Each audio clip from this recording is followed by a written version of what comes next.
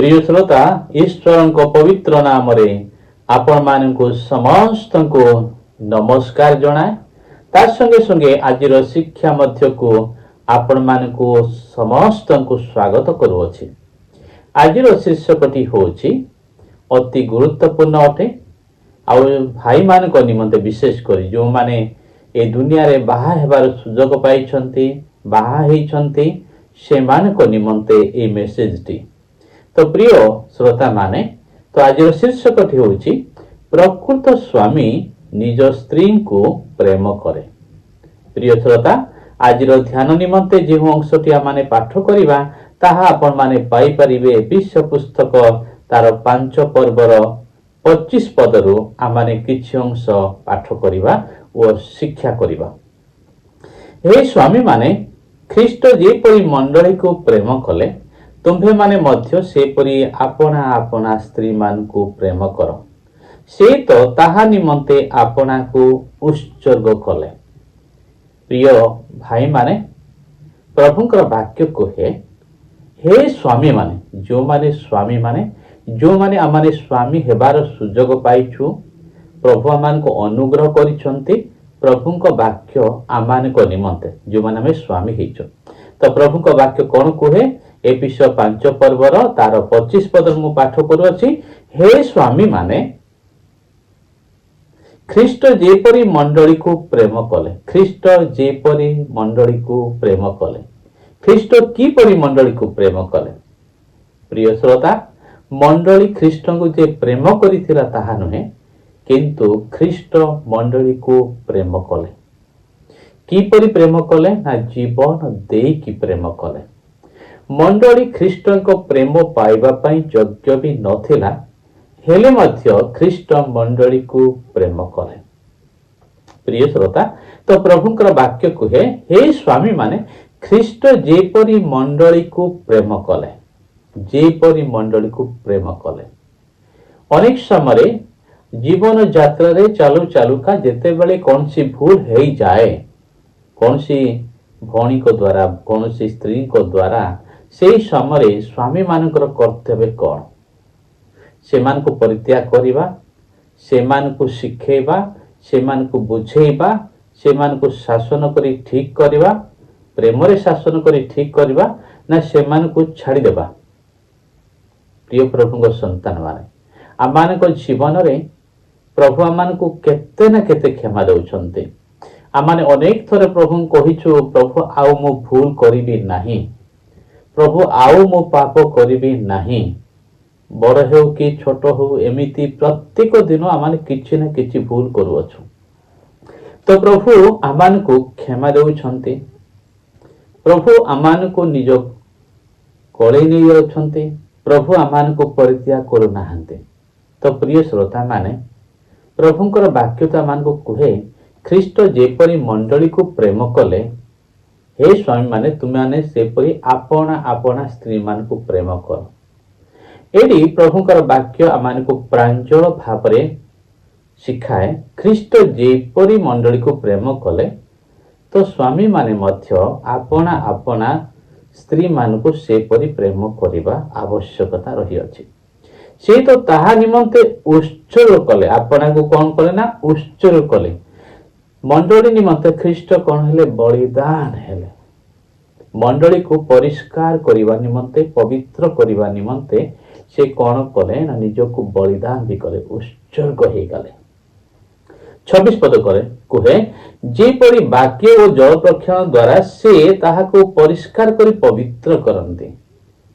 प्रिय श्रोता माने ख्रीष्ट जेपरि मंडली को परिष्कार करंती प्रत्येक स्वामी मानकर कर्तव्य रही निज स्त्री मान को शिखेबा बुझेबा आउ सेमान को धार्मिक पथरे कढ़े नेबा सेमान को दुर्बलता रे सेमान को अग्राह्य न करी सेमान को शिखेई बुझेई सेमान को पवित्र जीवन काटिबा पाई सेमान को प्रभु भय जीवन काटिबा पाई सेमान ईश्वर को भय जीवन काटिबा पाई स्वामी मान को कर्तव्य होची सेमान को शिखेबे बुझेबे आउ सेमाने को सेमाने प्रभु को ठारे वृद्धि करेबे।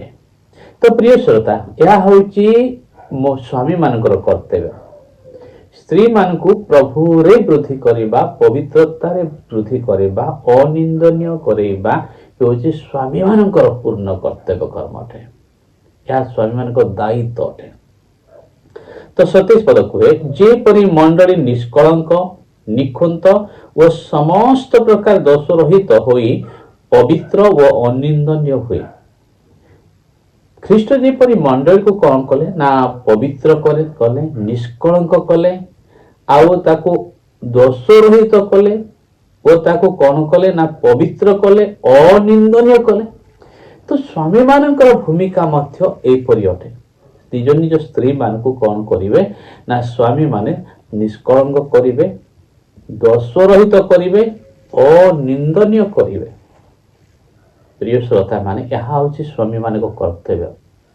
स्त्री न जानिबा पूर्व स्वामी जानी थिबे को जगह को स्त्री जीवा दरकार, को जगह को स्त्री जीवा दरकार नहीं, को मानक सहित स्त्री मिसिबा दरकार, को मान सहित स्त्री मिसिबा दरकार नहीं। से सब विषय दूरदृष्टि कहा रहा दरकार ना स्वामी मानकर। कहीं ना निज स्त्री मान को निष्कलंक निर्दाग कर दोष रहित कर अनिंदनीय कर स्वामी मानकर कर्तव्य। अनेक तो कौन करते तार विपरीत करते, निज स्त्री मान को छाड़ी दियंती, स्वाधीन देइछु बोली छाड़ी दियंती। तो अनेक स्त्री माने जे दुर्बल से माने कौन करी जानते ना पतित हुअंती, पापरे पड़ती, मंद पथरे चली जाते। तो प्रभु से मान को छाड़िबेनी, से स्वामी मान को छाड़िबेनी जो स्वामी माने निज स्त्री मानकर दूरदृष्टि देखि से मानकर जत्न नेउ नाहांती, प्रभु से मानकर प्रति विचार करिवे। तो स्वामी मानकर पूर्ण कर्तव्य रही। स्वामी मानकर कर्तव्य अटे कि स्त्री मान को कौन करिवे ना अनिंदनीय करिवे ओ दोष रहित करिवे। तो जदि वो स्त्री मान को जीवन कौन सी दोष थाए, भूल थाए, से मान को से माने संशोधन करिवे, से मान को बुझेबे, से मान को शिखेबे कोटी जीवा दरकार, कोटी जीवा दरकार नहीं, कौन करवा दरकार, कौन करवा दरकार नहीं, को मानस मिसिबा दरकार, को मानस मिसिबा दरकार नहीं, इत्यादि इत्यादि ए सब कर्तव्य होची स्वामी मानकर स्त्री मान को अनिंदनीय निष्कलंक निर्दाग करिवार कर्तव्य। तो यह प्रत्येक स्वामी माने करिबा दरकार, कारण प्रभु मंडली को से परी परिष्कार कले। तो आसंतु से परी आउ एही परि गौरव अवस्था से आपना ताहाको ईश्वर को निकट उपस्थित करते। मंडली को ख्रीष्ट कौन कले ना निष्कलंक निर्दाग कले, आउ निष्कलंक निर्दाग करी गौरवमय करिकी ईश्वर को निकट उपस्थित करुछन्ते बा उपस्थापन करुछन्ते।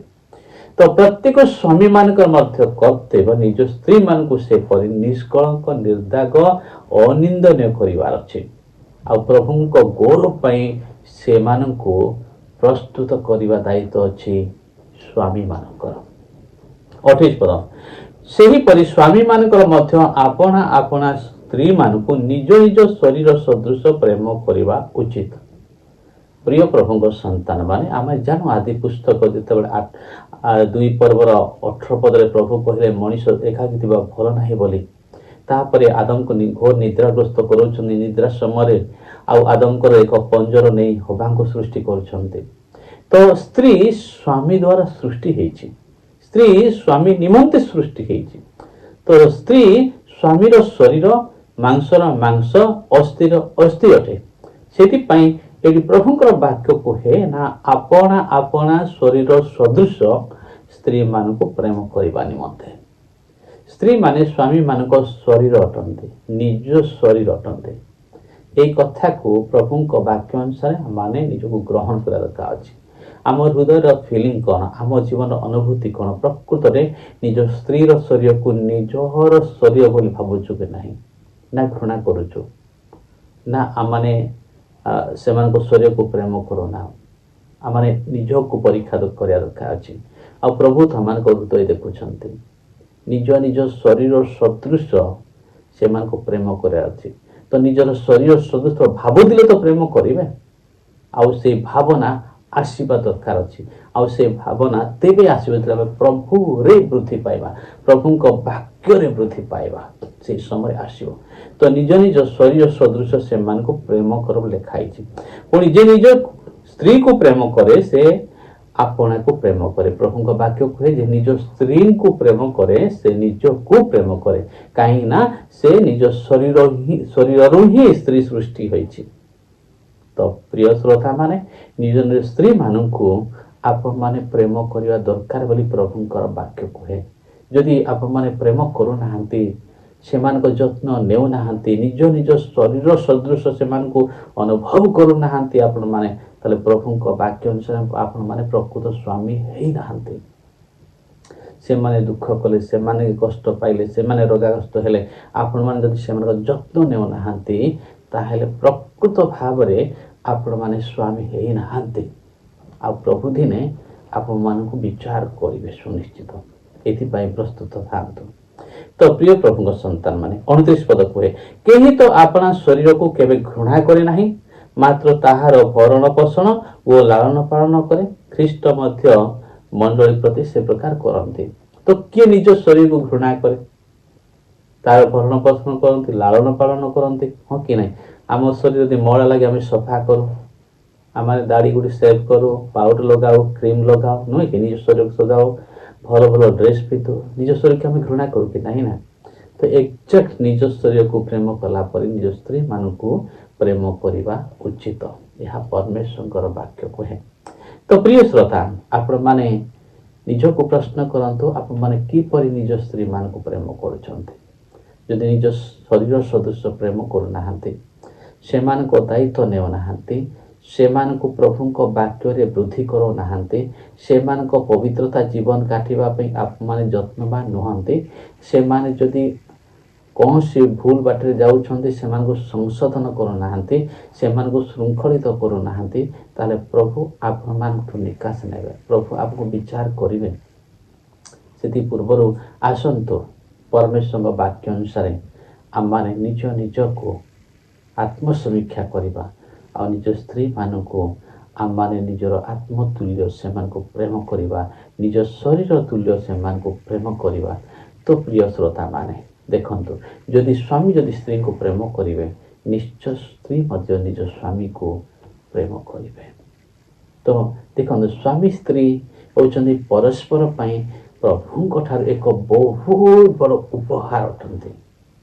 एपरि उपहार आउ दुनिया रे कोठे भी नाही। यदि स्वामी स्त्री जदि दुनिया रे बंची छंती खुशी रे ना, आनंद रे बंची छंती, पृथ्वीर कोनोसी कष्ट भी सेमान पई कष्ट लागिबा नाही, कोनोसी दुख भी सेमान दुख लागिबा नाही, कोनोसी अभाव भी सेमान को अभाव लागिबा नाही, आ कोनोसी परिस्थिति भी जदि एमाने प्रेम रे अछंती एमान को जय करि पारिबेनी, किंतु एमाने सब परिस्थिति उपरे एमाने जय करिवे। आपने जानते प्रभु तांको वाक्य दे कहिसंती, पृथ्वी रे तुमानक मध्य दुई जन एक मना हे जहा किछि मागिबो ता स्वर्गस्थ पिता तुमको देबे लिखाई छे। एरा विशेष करी मो विश्वास करू जेटा प्रभुंको वाक्य जा स्वामी और स्त्री पई दिया है। स्वामी और स्त्री जदि एक मन ही प्रभु को जहा मागिबे, प्रभु पुणी सेमान को देबे। तो प्रिय श्रोता माने प्रभु ठार आशीर्वाद पाइबा पई मध्य आपण मानको परस्पर प्रेम थिबा दरकार अटे। तो आसंतु आज शिक्षा को निज निज जीवन पाई नेबा आ निज स्त्री मानको निज निज शरीर सदृश प्रेम करबा, ताले प्रकृत स्वामीर परिचय आम तांको देबा, तो से प्रकृत आमको मध्य प्रेम करेंगे आ प्रभु गौरवान्वित हेबे। मु विश्वास करुच्ची ए मेसेज टी आपण माने ग्रहण करुछंती आ निज जीवन लागू करिवे। प्रभु आपण मानको समस्त को आशीर्वाद करंतु। नमस्कार।